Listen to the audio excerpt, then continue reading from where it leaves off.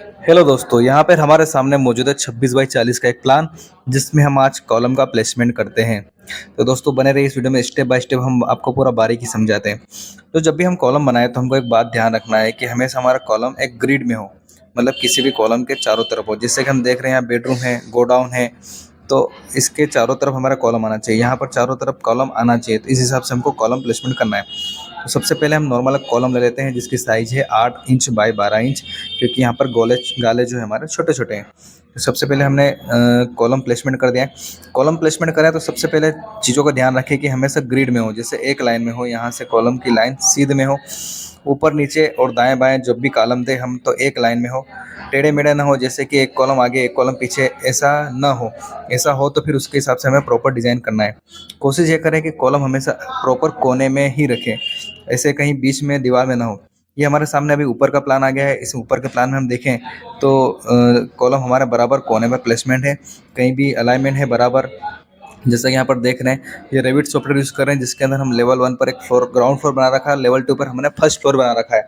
तो first floor में हमको क्लियर दिखता है कि नीचे हमने कॉलम कहाँ दे रखा है। तो सबसे पहले हम आउटर जो कोने हैं चारों, वहाँ पर कॉलम दे देते हैं। इसमें हमने चारों तरफ से कॉलम लगा लिए हैं, मतलब कि आउटर जो बाउंड्री है वहाँ पर हम लोग कॉलम लगा रहे हैं। अब हम देख रहे हैं किचन का जो रूम है वो बराबर चौरस है, मतलब स्क्वायर है, रेक्टेंगुलर है, तो यहाँ पर हम चारों कोनों पर कॉलम एक-एक लगा देते हैं। तो ये हमारा हो गया मेन ग्रिड बन गई है हमारी, जो 4 कॉलम की आनी चाहिए वो हमने ग्रिड बना दी है। इसमें हम ये भी कोशिश करें दोस्तों कि जब भी हम कॉलम रखें तो हमेशा दीवारों के जंक्शन पर रखें, और कॉलम की विड्थ कोशिश करें कि 12 से 14 फीट तक हो। इससे ज़्यादा हो तो फिर हमको स्ट्रक्चर हेवी करने की ज़रूरत पड़ती है, जिसमें खर्च भी एक्स्ट्रा बढ़ता है। अब यहाँ पे हम देख रहे हैं कि हमारा जो गाला 17 फीट का आ रहा है, तो हमने क्या करा है कि हमारा जो कॉलम आ रहा है इसके जस्ट सामने अलाइनमेंट कर दिया है, क्योंकि नीचे जो ग्राउंड फ्लोर है यहाँ पर हमारा गोडाउन है, और ऊपर हमने दीवार यहाँ पर आगे ले रखी है। तो हम इस दीवार के हिसाब से कॉलम नहीं लेते हुए हम हमारे प्लान के हिसाब से लेते हैं। यहाँ पर हम देख रहे हैं कि हमने जो चढ़ा हुआ टॉयलेट को सिर्फ एक ही गाले में हमने इंक्लूड कर दिया है। तो यहाँ पर हमारा एक कॉलम हो गया है। अब ये जो कॉलम है अभी हम यहाँ पर रूम के कॉर्नर पर प्लेस करके देखते हैं कि क्या दूरी बनती है, क्योंकि ये ग्रिड अच्छी बन रही है। तो यहाँ पर हमने एक ग्रिड ले ली है जिसके हिसाब से हमने कॉलम प्लेसमेंट कर दिया है, और यहाँ पे अलाइनमेंट भी कर दिया है। हमारा जो कॉलम है एक लाइन में हो गया है, बेडरूम का कॉलम हमने पीछे की तरफ सेट कर दिया है। अब हम यहाँ पर देखते हैं कि ये जो दूरी है ये करीबन हमारी 17 फीट आ रही है पीछे से आगे तक। तो एक जो कॉलम है हम इसके यहाँ पर फेस पे रख देते हैं, जिससे कि क्या है कि कॉलम हमारे एक लाइन में हो जाएंगे और दोनों तरफ से डिस्टेंस ज़्यादा नहीं मिलेगी। जब भी हम देखें कि आगे से और पीछे से अगर दूरी देखें कॉलम की, तो हमारी बराबर सीध में मिल जाएगी, जिससे कि लोड किसी भी कॉलम पर ज़्यादा नहीं आएगा। दीवार थोड़ी सी आउट है, लेकिन इसको हम डिज़ाइन में ऐड कर सकते हैं जिससे कि कोई दिक्कत नहीं आएगी। अब यहाँ पर हम देख रहे हैं कि हल्की सी हमको कॉलम की जो कवरिंग दिख रही है, इसको कवर करने के लिए हम क्या करेंगे, इस दीवार को यहाँ पर 8 इंच बना देंगे, जिससे क्या होगा कि ये अंदर से अच्छी लगेगी और थोड़ा लुक भी अच्छा आएगा। यहाँ पर भी हम इसको 8 इंच का कर देते हैं, ताकि ये जो कॉलम है कवरिंग अच्छे नहीं दिखेगी। पूजा रूम के आगे के हम देखें, ये भी 4 इंच की है, तो ये प्लान बनाते समय इन चीज़ों का ध्यान रखें कि ये अभी से कवर कर देंगे तो जो भी हमारे ठेकेदार वगैरह हैं तो वो इसको इस हिसाब से जोड़ेंगे, तो ये कवरिंग अच्छी दिखेगी। आगे भी हम इसी प्रकार से कवरिंग कर देते हैं, जिससे कि हमारा स्ट्रक्चर बहुत अच्छा दिखेगा। अब यही हम लेवल 1 पे आ चुके हैं, तो लेवल 1 पे कॉलम के हिसाब से सबको अलाइनमेंट कर लेते हैं। ये हमारा गेट वगैरह जो है कॉलम से अलाइनमेंट कर लिया हमने। आगे का गेट भी इसी प्रकार हम अलाइनमेंट कर लेते हैं। दरवाजे खिड़की के बीच में कॉलम ना आए, इस प्रकार से हमको कॉलम रखना है। दरवाजे के बीच में कॉलम ना आए, खिड़की को ना काटना पड़े, उस हिसाब से हमको कॉलम बनाए। और जो हम दीवार वगैरह 8 इंच करें उस हिसाब से कर रहे हैं कि हम फर्नीचर वगैरह बनाएंगे तो भविष्य में दिक्कत ना आएगी, इस हिसाब से। एक हमको ये भी ध्यान रखना है कि जो हमारा स्टेयरकेस है इसकी भी चारों तरफ हमको कॉलम देना ज़रूरी है, जो कि हमने ले रखा है। इसमें हमने साथ में टॉयलेट भी अटैच कर दिया है। जब भी कॉलम देते इस चीज़ों का ध्यान रखें कि हमारा ऊपर जो वाटर टैंक कहाँ पे आ रहा है। अगर कोई आरसीसी का वाटर टैंक बनाता है तो उसके लिए भी हमको कॉलम नीचे से ही लेना पड़ेंगे। जैसा कि हमारे सामने हमने अभी कंप्लीट कर लिया है कॉलम, सब अलाइनमेंट हो चुके हैं, एक ग्रिड में आ चुके हैं, सब फेस में आ चुके हैं, तो ये हमारा कॉलम का नॉर्मल प्लान हो गया है।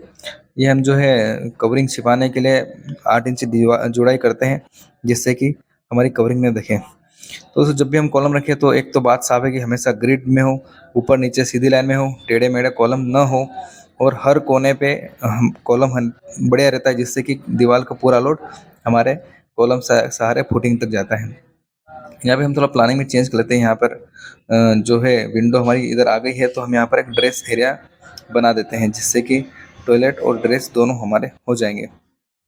तो दोस्तों इस प्रकार से हमने अभी कॉलम की डिज़ाइन पूरी तरीके से तैयार कर ली है। यहाँ पे हमने आर्च लगा दिया है और पीछे ड्रेस रूम हो गया है, ये टॉयलेट हो गया। इसके हम डायमेंशन लिख देते हैं, जिसकी विड्थ है 4 फीट 8 इंच और टॉयलेट की विड्थ है 7 फीट और ये जो है डेप्थ जो है 6 फीट है। तो हम इसमें टेक दे देते हैं हमारा जो है कि कितनी दूरी पे आएगा। यहाँ पर 2 फीट की स्पेस हम छोड़ते हैं ताकि वाटर वगैरह हम बनाएं, तो उसके लिए 2 फीट पर्याप्त जगह रहती है। 2 फीट डेप्थ इसके लिए यहाँ पर ड्रेस एरिया की मार्किंग कर देते हैं। यहाँ पे हम हमारा मार्किंग कर देते हैं 4 feet 8 inch by 6 feet. Capital में इसको लिखते हैं क्योंकि कैपिटल में लिखना बहुत बढ़िया रहता है, लुक अच्छा आता है। नियम भी यही है कि कैपिटल लाइन में लिखें। तो दोस्तों इस प्रकार से हमारा पूरा प्लान तैयार हो चुका है, कॉलम का मार्किंग भी तैयार हो गया। अब क्या करते हैं, हम इसी कॉलम को सिलेक्ट करके पूरी सेंटर लाइन हम एक तरफ बना देते हैं, जिससे क्या होगा कि इसमें हम फुटिंग मार्किंग और डेप्थ वगैरह बनाते हैं। तो दोस्तों देख रहे हैं हम कि हमारा जो कॉलम है वो पूरे ग्रिड में आ चुके हैं। इसके बाद हम पूरी मार्किंग कर लेते हैं, आउटर से आउटर हम पूरा ले लेते हैं इसको। मेन में मीडियम लाइन लेता हूँ, जिससे इसका आउटर से आउटर एक पूरी मार्किंग करता हूँ, रेक्टेंगुलर प्लॉट बनाता हूँ। उसके बाद फिर हम इसमें सेंटर टू सेंटर पूरी मार्किंग करते हैं। यहाँ पे मैं चाहता हूँ कि लाइन हम सेंटर सेंटर लें ताकि ग्रिड बन जाए। तो ये हमारी अभी लगभग बीच में 2 ग्रिड बन रही हैं और एक ऊपर से नीचे तक की ये ग्रिड बन रही है। इस प्रकार हमारी ग्रिड कंप्लीट हो चुकी है। अब इसमें मैं डायमेंशन डाल देता हूँ इजीली, जिससे कि ये जो डिस्टेंस है कॉलम की 13, 14, 12, 10 है, तो ये नॉर्मल है, इसमें कोई दिक्कत वाली बात नहीं है। ज़्यादा दूरी होती तो हमको थोड़ा कॉलम की साइज़ और बीम की साइज़ बढ़ानी पड़ती। यहाँ पर हमने लेंथ और विड्थ भी आउटर लिख दिया है। ये एक मार्किंग हमने एक्स्ट्रा लिख दी है ताकि बार बार हमको मेजरिंग जो टेप है हटाना ना पड़े, एक ही पॉइंट से हम दोनों पॉइंट निकाल सकें। ये हमारा सेंटर लाइन प्लान हो गया। अब हम इसमें फुटिंग प्लान की तरफ जाते हैं। इसमें हम आउटर से नपती देते हैं। मान लो जो हमारा गड्ढा खोदेगा वो सेंटर के हिसाब से मार्किंग होगी फुटिंग की, और जब कॉलम खड़े करेंगे तो वो फेस के हिसाब से हमको कॉलम खड़े करना है। तो उसके हिसाब से हमने इसमें फेस के हिसाब से नपती कर दी, क्योंकि कॉलम में क्या 6 सरिये होते हैं हमारे, तो सेंटर टू सेंटर मार्किंग करना थोड़ा मुश्किल रहता है। जब भी मिस्त्री सूत बांधता है तो वो आउटर से आउटर नपती लेता है। तो मैं तो यही करता हूँ कि जब सेंटर लाइन प्लान बनाता हूँ तो सेंटर से नपती देता हूँ, और फुटिंग प्लान देता हूँ तो मैं आउटर से देता हूँ। हमारे पास फुटिंग का प्लान बना हुआ था तो मैंने सीधा उनको उठाया, कॉपी पेस्ट करा। इसमें टैग दे रखा है मैंने C1 F1, और मैंने जो फुटिंग की जो साइज़ रखी है वो हमने रखी है 4 फीट बाई 4 फीट, क्योंकि यहाँ पर ब्लैक कॉटन सॉइल है और इसकी डेप्थ भी हम 7 फीट तक रखेंगे। तो इसी प्रकार हमने सब नॉर्मली कॉलम पर सेम साइज़ है, सेम डिस्टेंस है, तो हमने यही टैग दे दिया है C1 F1 वाला।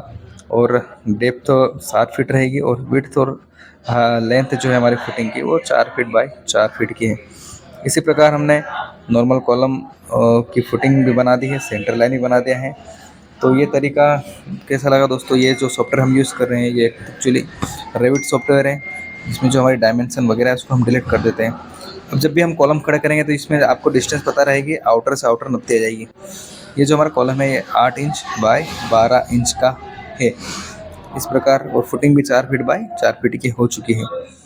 दोस्तों इस प्रकार से हमारा सेंटर लाइन प्लान और फुटिंग प्लान तैयार हो चुका है। आज हमने ग्रिड की प्लानिंग कर ली है, सेंटर लाइन और आउटर लाइन फुटिंग के लेआउट डाल दिया है। अब हम इसको समझेंगे कि ये जो फुटिंग डिटेल है इसको बारीकी समझेंगे, इसी प्रकार हम बीम की भी डिटेल को समझेंगे। तो दोस्तों अच्छा लगा तो लाइक करें, सब्सक्राइब